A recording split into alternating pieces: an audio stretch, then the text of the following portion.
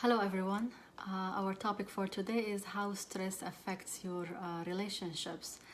Um, my name is Rabab Alma. I am a licensed marriage and family therapist and international life coach. And while everyone is joining us, I'm going to try to um, share this live with my page. And tell me, where are you joining me from?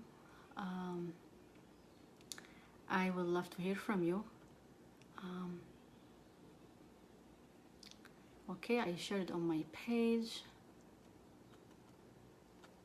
Let me know, where are you joining me from. Our topic for today is, again, how stress affects your relationships.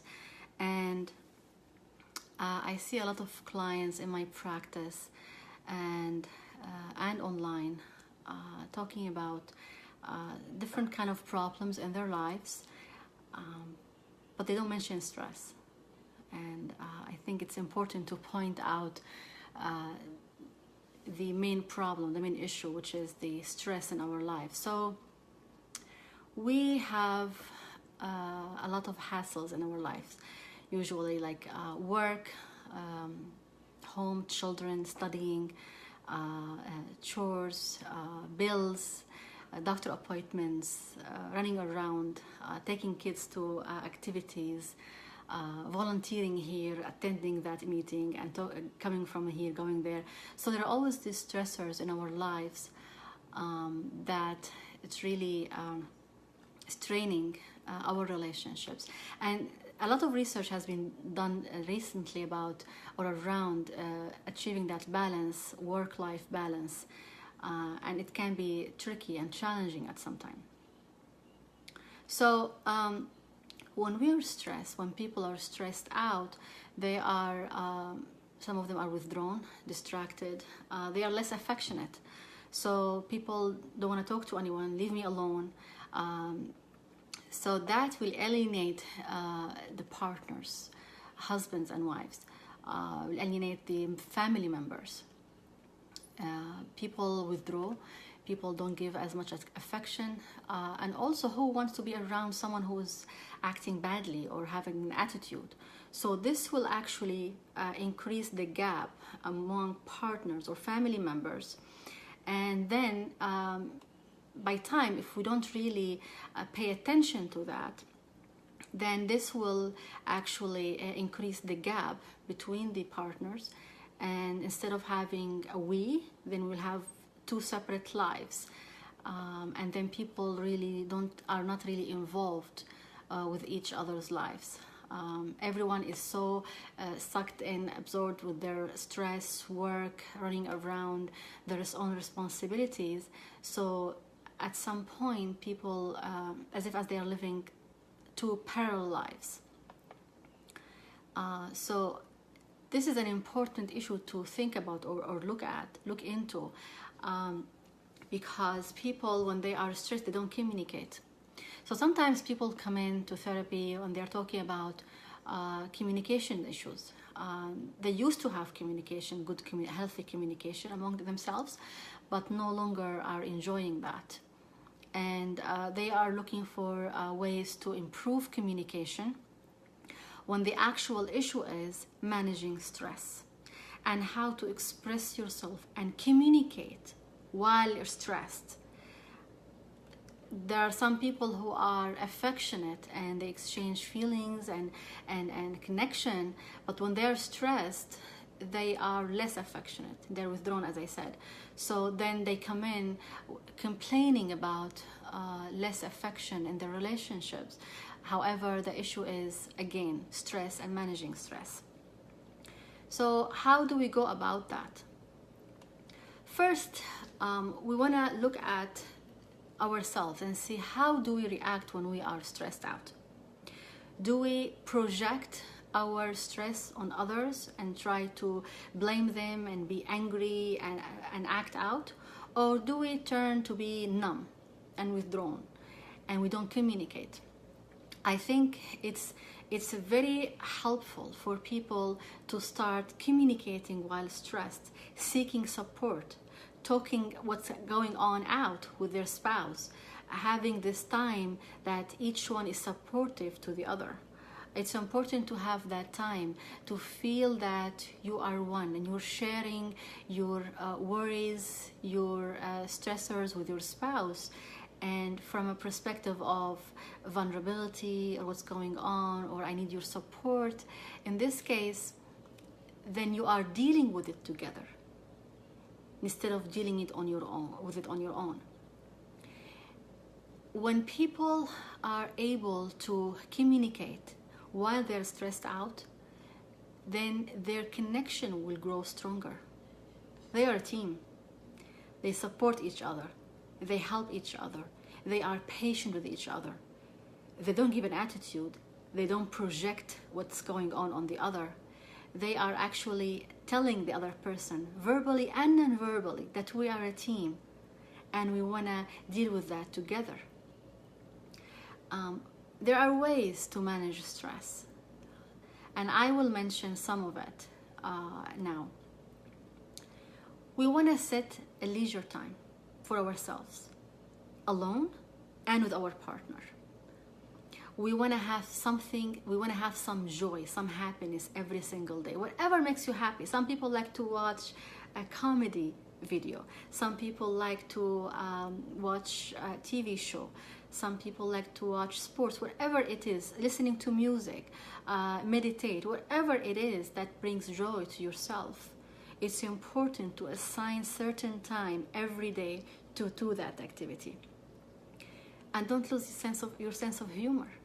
So wherever, if you laugh it out, if you, I'm not saying to underestimate what's going on, but to not to take yourself too seriously, to spin a sense of humor on it. That will lessen the stress. And especially if you have someone like your partner that you're sharing that with. So maybe you can laugh in midst of this conversation and create some kind of connection between the two of you.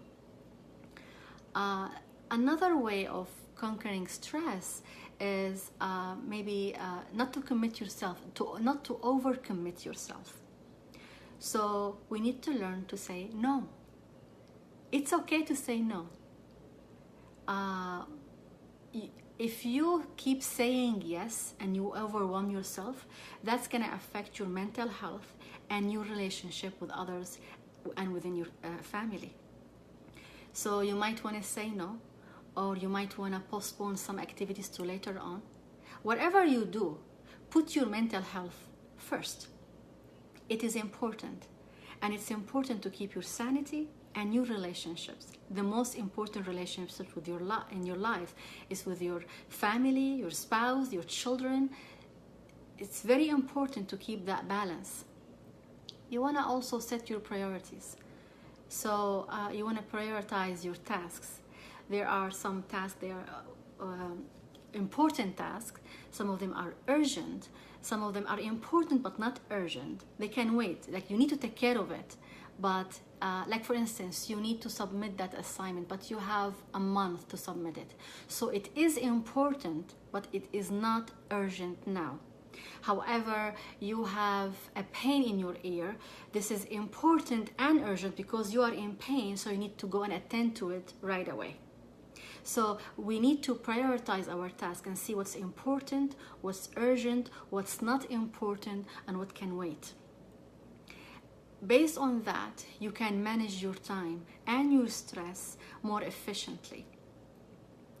Also, when you have projects, big projects, you can actually break them down to small projects and set a due date for each step, so you feel accomplished. You feel that you have achieved something. So for instance, if you have a big project to take care of something at work, like a big delivery, and this delivery, it includes several spreadsheets and several assignments, so you can actually set a due date for each one. And each one, when you finish the first one, the second one, you can cross it off of your list, and then you feel that you're accomplished. When you go down the list one by one, then you feel that it's getting there, and you feel that sense of relief in each step. Another thing that you can manage your stress is to delegate responsibly. So delegate your responsibilities. If you know that certain tasks can be done with someone else, like for instance, you're so busy and you need to clean the house, you can maybe hire cleaning services to clean the house for you that week if you are overwhelmed. You can do that. Then you feel that one of the tasks on your list is being checked off and being done by someone else. So you can delegate other things. For instance, maybe you can have your son or your daughter go and do this oil change for you, or you can hire someone to cut the grass for you instead of mow the lawn, instead of you doing it yourself if you're too busy and you are stressed out. And also eating healthy, taking care of your own self. And I talked about that in previous lives, how to take care of yourself and do whatever makes you feel comfortable and less stressed. So again, we want to recap, communication is the key. When you're stressed out, communication with people around you, with your family member, withdrawing and being into yourself, not communicating with others, can have a detrimental effect on your relationship if you do that every single time. Every single time you're stressed out, you just withdraw and retract your affection. You don't communicate one after another. Then the people around you don't want to be around you. They avoid you. They will, oh, she's having a bad day today, avoid her. If this happens often, then actually this is actually affecting your relationships really badly. And we need to start with ourselves. If we're having a stress issue, we really need to take care of it ourselves. We need to manage it. We need to ask for help if needed. If it's too much and you feel anxious and stressed, if you need professional help, you need to seek it. So do whatever you need to feel healthy and to sustain your mental health. And most importantly, to sustain your relationship with yourself and with the people around you, the people you love the most. You want your relationship with them to be healthy. Of course, our relationships will not be 100% all the time, but we want to have healthy relationships for the most part. Communication, affection, being vulnerable, managing stress is very important. And this balance between life and work is very important. Because if we don't take care of it now, it's going to affect us. It will hunt us down the road. And we don't want it to wait. We don't want to wait until it's chronic. Then people start to have panic attacks, or things are out of control, tasks are not being done, and then this will increase the stress. We don't want to go that route. We want to take care of it from the beginning, at the get-go. We want to take care of it and manage our stress to have a healthy life and loving, healthy relationships. I want to mention that these lives are meant for general information. They are not meant to replace any medical advice or professional help. If you need help, please contact a counselor. If you need to contact me, please do so. I will put my information in the comment section. If you like this video, please like it and share it. And until I see you next time, I wish you a wonderful evening. Take care of yourself. Thank you. Bye.